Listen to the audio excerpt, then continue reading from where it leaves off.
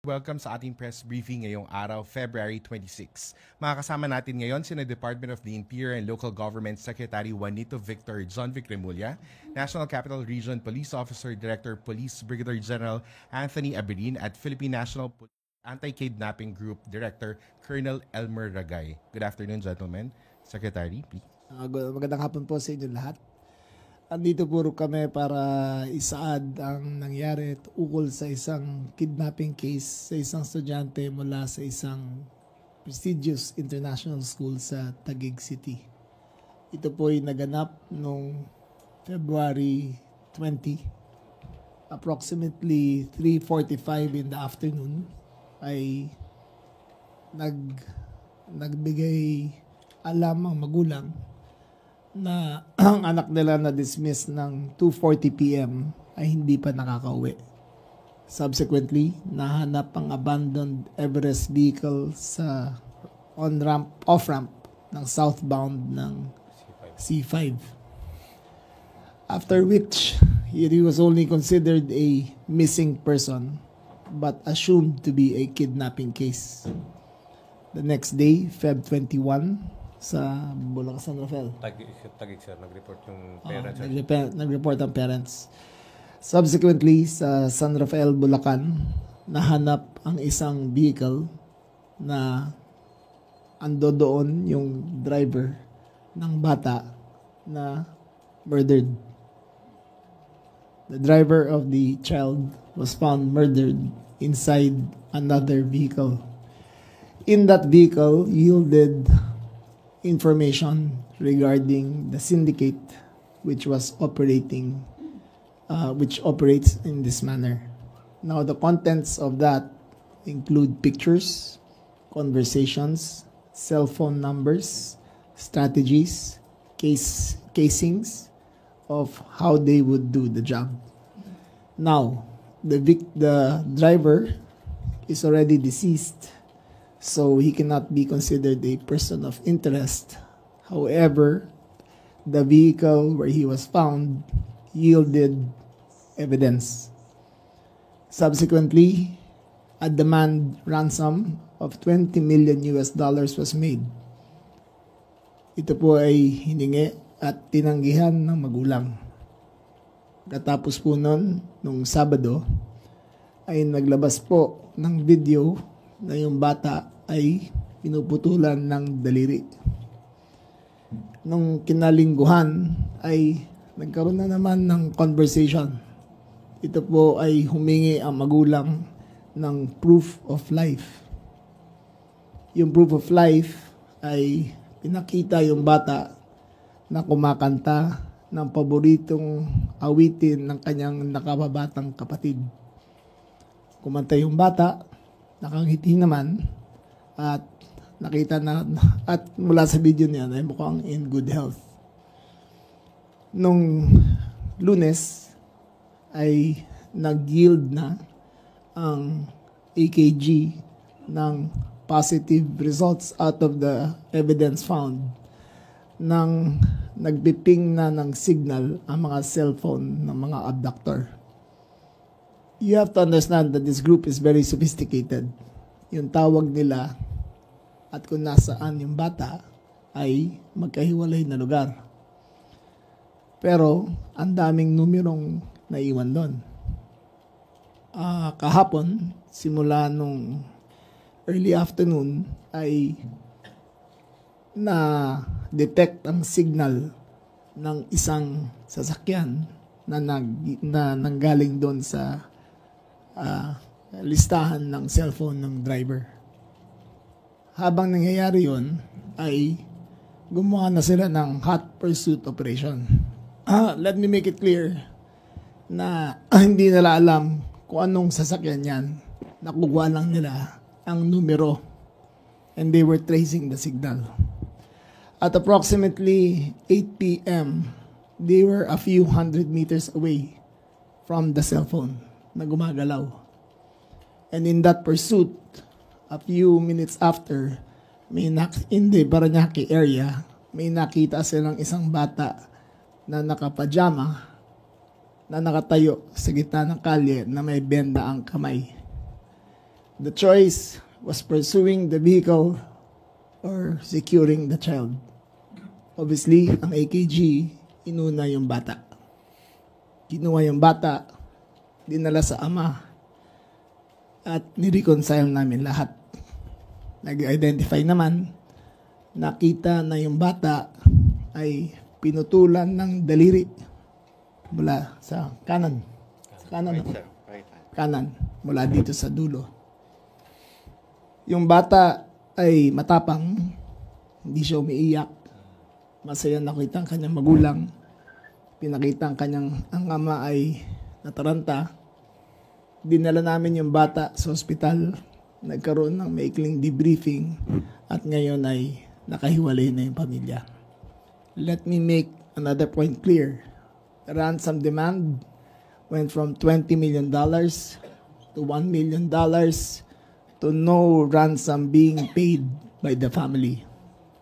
I would like to congratulate the AKG, the NCPRO, for their vigilant efforts in chasing after this. This is a function of effective policing. Ginamit nila ang kanilang resources, lahat ng kanilang human resources, intelligence sources, para matukoy kung nasaan ito. Let me make it clear, hindi pa tapos to ng Pogo. Uulitin ko, ito ay resulto ng Pogo. We suspect na ang tinanggal ang biktima ay galing sa pamilya na nag-ooperate ng Pogo dati. We are definite na ang sindikato na nasa likod ng kidnapping ay former operators ng Pogo din. We are definite na ang perpetrators ay ginamit ang kanilang mga former bodyguards na awol na ngayon sa serbisyo ng AFP at PNP. Awol. So they're no longer in service. So we are sure that the syndicate is still here in the country. We will make sure that they will be neutralized at the soonest possible time. We will make sure that this kind of crime will not pay, at sisiguraduhin namin na ang katarungan ay mabibigay sa pamilya ng biktima. Let me make another thing clear. In this year, there have been 8 kidnap cases in the country. This year.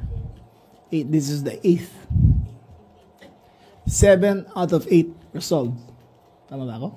Ano ba ang statistics natin? 5 of the 8, sir. 5 of the 8? Bigyan mo nga ang statistics natin. Anong statistics? However, lahat po na-release na. All of the victims have been released and we are still investigating 3 out of the 8 cases, sir. This puts an end to the chapter of the child. He is safe, he is secure, and relatively healthy. But this does not end with the retrieval and the rescue of the victim. The operations will continue. Sisiguruhin namin na hindi kami titigil hanggang matugis namin ang lahat ng mga responsable dito. Thank you very much. Thank you. We're now opening floor for questions. Shona Yu, People's Journal. Sir, good afternoon.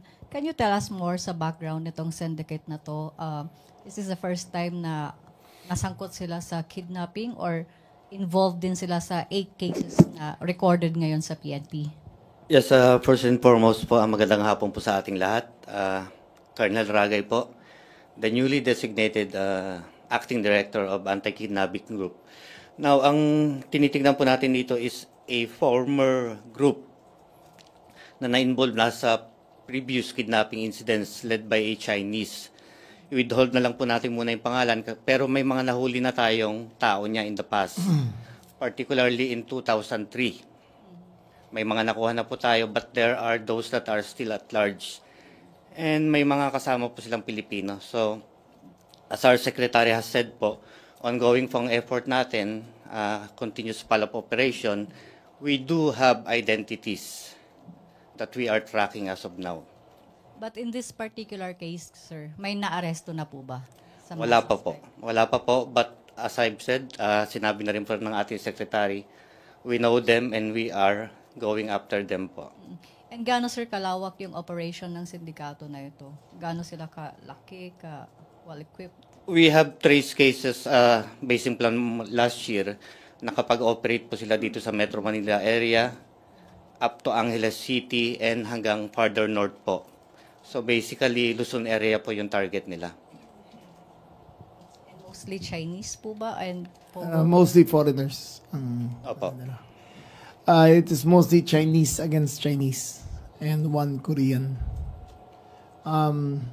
Kung may naalala kayo na video na lumabas last year na may binaril sa isang restaurant na isang Chinese to Chinese na may kasamang babae tapos binaril sa Makati. Yung bumaril ang main suspect namin dito. Maricel Halili, News 5. Magandang hapon po. Sir, paglilinaw lang, kanina nasabi po ninyo na from 20 million bumaba sa 1 million US dollars to no ransom. So ano po yung nangyari? Bakit There was, ano sila napapayag? There was never no ransom. Malapit na, alam nila na malapit na silang mahuli. And para ma-divert ng attention na hindi sila makuha. Kasi, ano to hot pursuit eh. It wasn't, walang entrapment, walang checkpoint sa harap, walang CCTV camera. It was an instantaneous 10-minute decision to chase after the signal. Nung nahuhuli na, ay nakita na lang yung bata. So it was a choice between one vehicle securing the child or one vehicle going after the perpetrator. In this case, ang decision ng AKG ay kunin na yung bata at siguraduhin na safe na siya. Pero I understand possible na may involvement sa Pogo. Pero nalinaw na po ba natin ano kaya yung naging motibo for kidnapping the... It's just money. Ayun lang talaga. There's no revenge. There's no revenge. Crime syndicate lang talaga. Ivan Medina, GMA 7.